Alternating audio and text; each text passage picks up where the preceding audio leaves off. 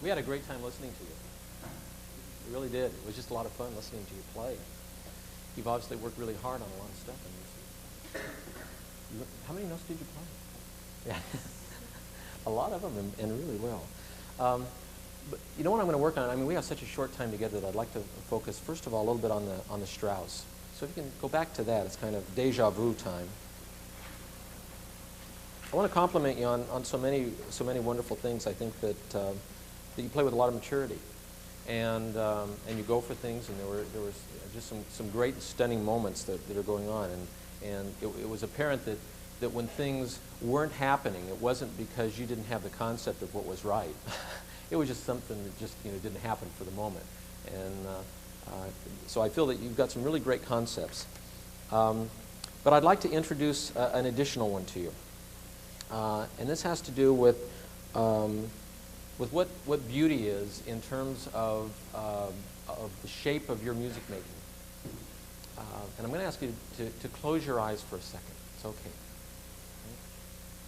feels uncomfortable. I can see a couple of people moving their feet right now. And I want you to imagine, use your imagination. You've all got great imaginations. Imagine something that you would look at and you would say, that's really beautiful. The shape of that thing that I'm looking at is really, really beautiful. In your mind, I want you to kind of trace the outline of that, so you're kind of following it around. Really looking at the shape of that beautiful thing. Okay, raise your hand if it has a right angle. That shape that you're thinking of right now. Okay. Raise your hand if it has a straight line. Good. Thank you. Raise your hand if it has a curve. Okay, open your eyes. The fact of the matter is that beautiful things do have curves. And most of you agree with me. In fact, I think all of you probably do, even if it had a straight line. And it can be a mountain, it can be the ocean, a wave, it could be a flower, it could be a person. The truth of the matter is that a lot of the beautiful things that are created by nature, particularly, have curves. We look around this room and we see straight lines and right angles created by man. But if we look at the grain of the wood, or we look at our own hands, or we look at the people around us, we see curves all over the place. Now, I want you to make your music even more beautiful too. And I think the beauty in music also comes from curves. And where can you get the curves in the music? Dynamics are one way. How else? What? I heard articulation. Okay, certainly. The way that you put a weight on a note. You can even shape a note, can't you? Put a curve on it. What else? Phrasing. Any other way? Well, you can also do it with tempo. You know, something that moves forward or back. Composers do it with the high or low notes. I mean, if you look at your music, you'll see things that kind of have curves all over it. Some things that go up and down, higher pitches and lower pitches. You've got in the Strauss here a number of things that occur over and over again. You've got this, you know where that is. For instance, at 65. Could we start at 65 for a second?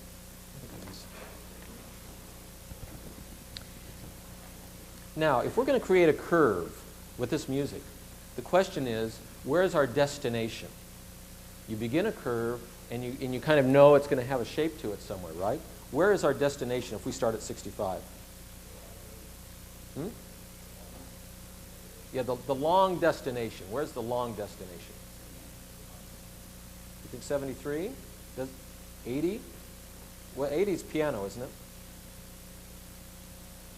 77? What happens after 77? It gets softer, doesn't it?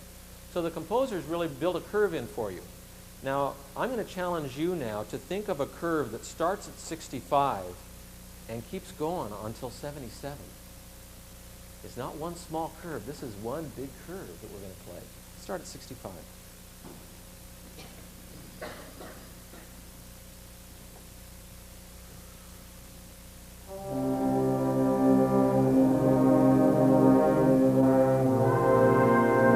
Okay, now, we just had a jagged edge on the curve. And do you know what happened?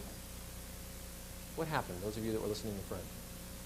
When the trumpets came in, did they come in too loud or too soft? Too loud. And so what happened is that dynamic was changed. We started it, but then when you came in louder than that, we didn't have a curve anymore. So what you're going to have to do is you're going to have to listen really carefully to the trombones that precede you and come in at their dynamic or below their dynamic, because you'll share that note just for a moment before you take over on it. So think of starting your half note softer and then crescendoing on in, okay? Here we go again, 65. Okay, lead. Okay, that was better. That was better, but it even needs to be a softer attack. Now, trombones, you can help too. And one of the ways that you can help make that curve solid is if you pull the eighth note that is at the end of 65. And if you'd all look at the music where you have a half note followed by a dotted quarter followed by the eighth note, I felt that you rushed the eighth note. And the eighth note gives you a chance to crescendo. If you play the eighth note soft, if you go dee, dee, da, then you've lost the curve because you've made the eighth note end the crescendo. So the eighth note also has to crescendo across the bar line for the curve still to be in effect. Here we go, 65.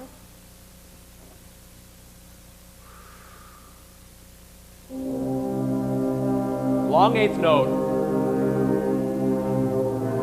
Wait. Yes.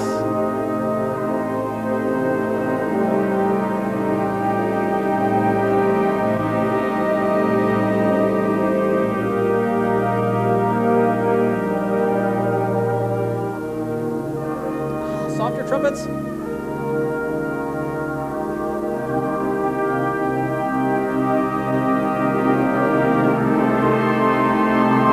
trombones. Oh, yes. Woodwinds. And first of all, that was terrific. Really nice melding. And we started getting a really, really wonderful curve there until we got to the end of 72. The end of 72, woodwinds you push just slightly. May I hear clarinets and flutes at 72 and oboes?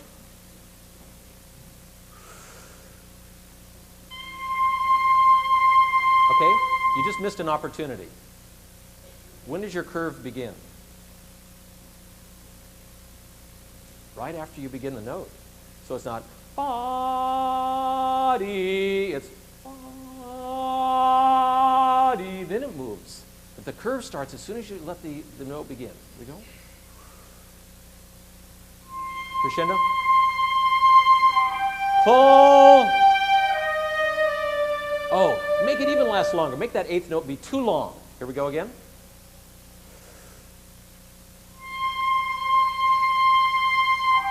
Full. You bet. And that's Strauss.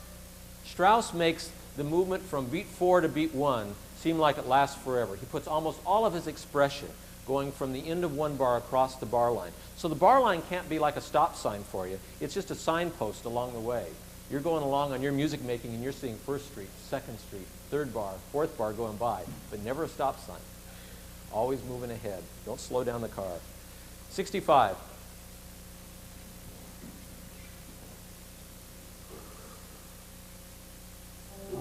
Crescendo.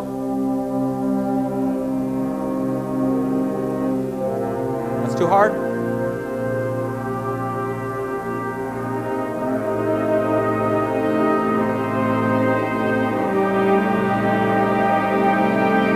Set it down gently.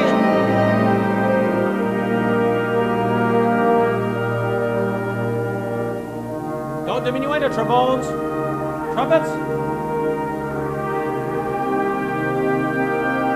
Just think about what you're going to do here. Long pull. Oh, that's too hard. You're going to have to be really sensitive. This is really sophisticated music making that we're talking about here. But it's what makes things just go like this in your heart. Something that's so beautiful that everybody in the audience goes, ah. And that's what you want. And you're so close to it right now that I don't want you to leave the stage without having it happen. Okay, let's start, please. 70. And when tuba, as you come in there, you're going to have to listen to the woodwind line as they're crescendoing and not come in on the downbeat any louder than their crescendo.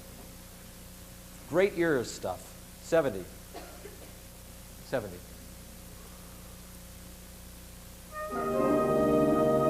Lead.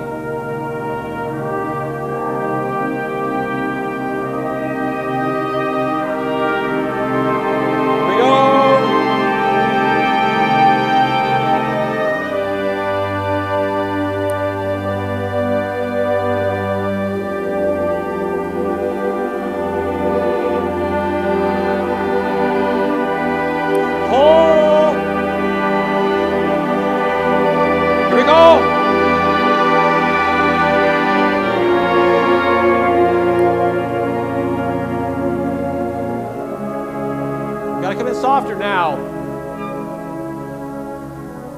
Yes. All right. Now, you need to look, when you look at your own line and you see a diminuendo to silence, that's not the end of the curve. All you're doing is you're handing it off to someone else. And it's like, I was using this analogy last night with the Fullerton Wind Ensemble. I think music many times is like a relay race. And each of you has a leg of it. And when you look at your music, you've got silence and you've got sound. And the sound portion of it is your portion where you're running. That's where you're in charge of the race. But the critical part of a relay race is when? The handoff, right. And it's the same thing in your music. The critical place where you as an ensemble create the whole thing, like the whole race, is the handoff. And the handoff comes when you have your line and you're giving it to another person and then they're taking it and they've got charge of the music now. And as you're about to enter silence, you're thinking of who's going to take the music now, who's in charge of this line that's going to continue. And what's happening right now is you're getting too soft. You're not allowing the people who have to follow you to be able to come in softly enough in order to make the curve go down. So what you have to do in bar 77 and 78 is you enter silence. You have to enter loudly enough that you hear or enter silence after you've handed it off to the next people. Horns, who do you hand off to? Do you know who comes in right after your release? Trombones. And trombones, who do you hand off to? Tubas and low reeds. And if you start listening for them, and if you guys are sensitive to that, we've got it all set. Let's start at 73, please. Great handoffs now. Great relay race. Here we go. Crescendo, still crescendoing. Here we go. Keep it going.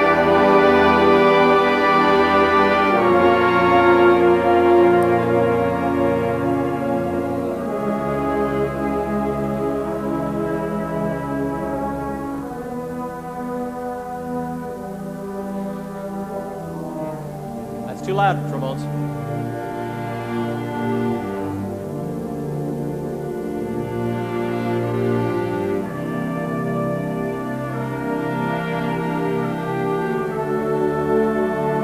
Lead. Long on the last eighth note. Long on the last eighth.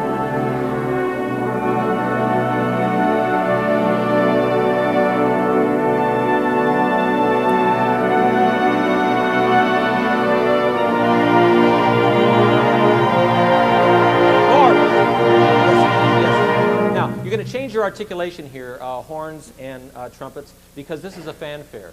And even though the notes are marked long, you can still articulate them firmly, because this refers to the end of the note more than it refers to the beginning of the note. So dee, da, da, da, ta, ta. Use a ta attack, but use full length in terms of the duration, okay? Great. Here's 87. This is a wonderful moment of peace, because something's building. We know it's coming.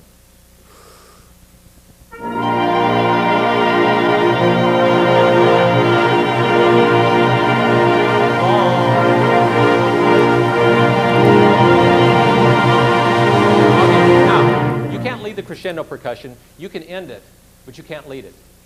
The crescendo needs to be led by tubas. You guys are in charge, okay? But if you lead it, it gets too loud too soon. You are the guys who finish the crescendo. You're the finishers. So when we get to the very end of that, you're in charge. 87. 87.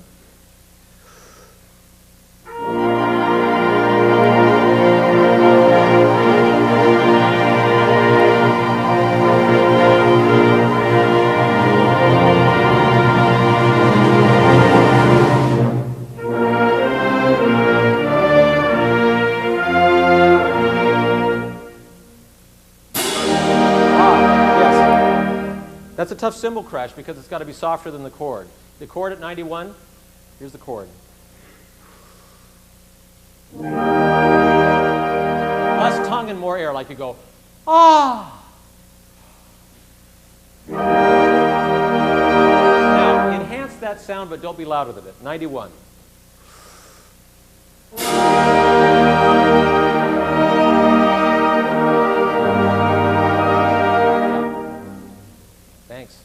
You guys are terrific. Good job. More curves in your music, okay? Thank you.